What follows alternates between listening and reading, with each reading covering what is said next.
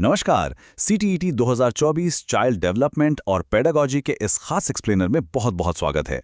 आज का हमारा लक्ष्य बिल्कुल क्लियर है। हम पिछले साल के उन सवालों और कॉन्सेप्ट्स को डिकोड करेंगे जो परीक्षा में बार बार पूछे जाते हैं। ये कोई आम प्रैक्टिस सेशन नहीं है, बल्कि एक गाइडेड मॉक टेस्ट है। तो चलिए अपनी तैयारी को एक नए लेवल पर लेकर चलते हैं। तो चलिए बिना टाइम वेस्ट किए सीधा आज के एजेंडा पर आते हैं। आज हम इन 5 बेहद अहम टॉपिक्स को कवर करेंगे। इफेक्टिव फीडबैक, प्रॉक्सिमो-डिस्टल प्रिंसिपल यानी समीपमुखी सिद्धांत, कल्चरल आइडेंटिटी, फॉर्मेटिव असेसमेंट और डिसलेक्सिया। बस अगले कुछ ही मिनटों में ये सारे कॉन्सेप्ट्स बिल्कुल क्लियर हो जाएंगे। सेक्शन 1, प्रश्न 16, प्रभावी फीडबैक या इफेक्टिव फीडबैक। चलिए क्लासरूम कम्युनिकेशन से जुड़े अपने पहले चैलेंज की तरफ बढ़ते हैं। स्क्रीन पर दिए गए इस सवाल को ध्यान से देखते हैं।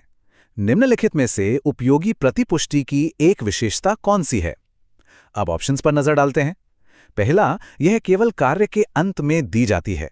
दूसरा, यह व्यापक और सामान्य होती है। तीसरा, यह केवल परिणामों पर केंद्रित होती है। या फिर चौथा, यह सामयिक और विशिष्ट होती है। आइए सही जवाब गेस करने के लिए थोड़ा समय लेते हैं। तो सही जवाब है ऑप्शन 4, उपयोगी प्रतिपुष्टि सामयिक और विशिष्ट होती है। देखिए, फीडबैक का असली फायदा तभी है ना जब वो बिल्कुल सही टाइम पर दिया जाए और एकदम पॉइंट पर हो। अगर हम फीडबैक एकदम आखिर में दें या बहुत ही जनरल सी बात कह दें तो स्टूडेंट्स को पता ही नहीं चलेगा कि उन्हें सुधार कहाँ करना है, राइट?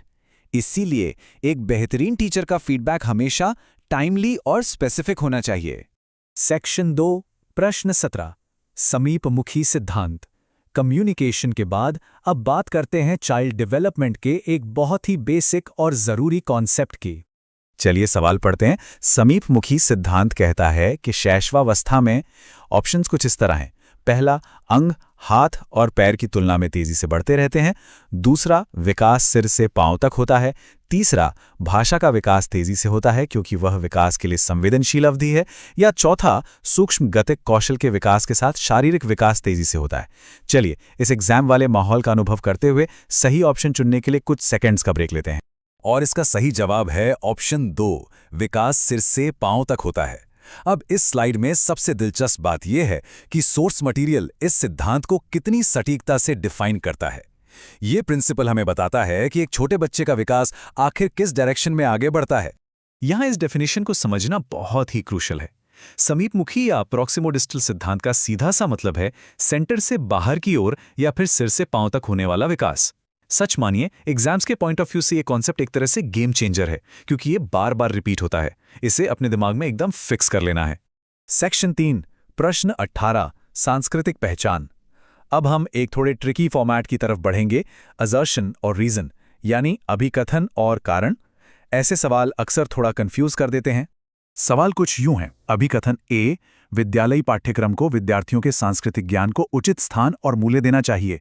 और इसका कारण आर है, विद्यार्थियों को उनकी सांस्कृतिक पहचान को बनाए रखने के लिए समर्थन प्रदान करना सीखने की प्रक्रिया को सुगम बनाता है। ऑप्शंस हैं 1, ए और आर दोनों सही हैं और आर सही व्याख्या करता है। 2, दोनों सही हैं लेकिन व्याख्या सही नहीं है। 3, ए सही है लेकिन आर गलत है। या 4, दोनों गलत हैं। आइए इन दोनों स्टेटमेंट्स को इवैल्यूएट करने के लिए थोड़ा पॉज लेते हैं। चलिए इन दोनों बातों को अलग अलग तोड़ के देखते हैं। अभिकथन बिल्कुल 100% सही है क्योंकि एक इंक्लूसिव क्लासरूम में कल्चरल नॉलेज को जगह मिलनी ही चाहिए। अब कारण को देखते हैं। जब बच्चे अपनी सांस्कृतिक पहचान से जुड़े रहते हैं तो उनका कॉन्फिडेंस बढ़ता है, उन्हें अपनापन महसूस होता है। तो ये स्टेटमेंट भी एकदम सही है। अब बस ये देखना है कि क्या ये कारण उस अभिकथन को एक्सप्लेन कर रहा है।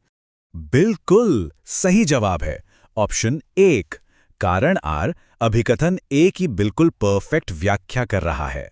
होता क्या है कि जब बच्चों के कल्चर को क्लास में रिस्पेक्ट मिलती है तो वो बहुत सेफ और वैल्यूड फील करते हैं और यही इमोशनल सिक्योरिटी उनकी लर्निंग को बहुत ही आसान और मीनिंगफुल बना देती है ना कमाल की बात? सेक्शन 4, प्रश्न 19, रचनात्मक मूल्यांकन या फॉर्मेटिव असेसमेंट।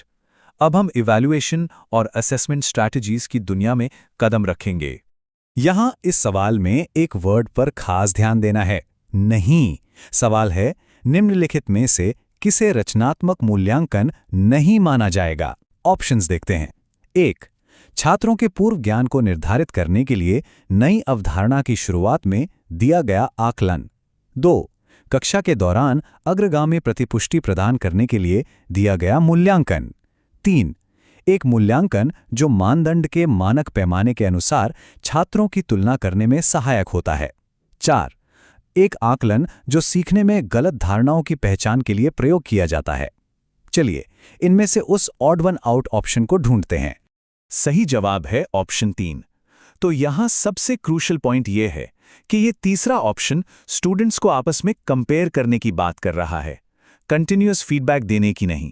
रचनात्मक मूल्यांकन का तो पूरा फोकस ही इस बात पर होता है कि पढ़ाई के दौरान सुधार कैसे किया जाए, न कि बच्चों को एक दूसरे से कम या ज्यादा बताया जाए।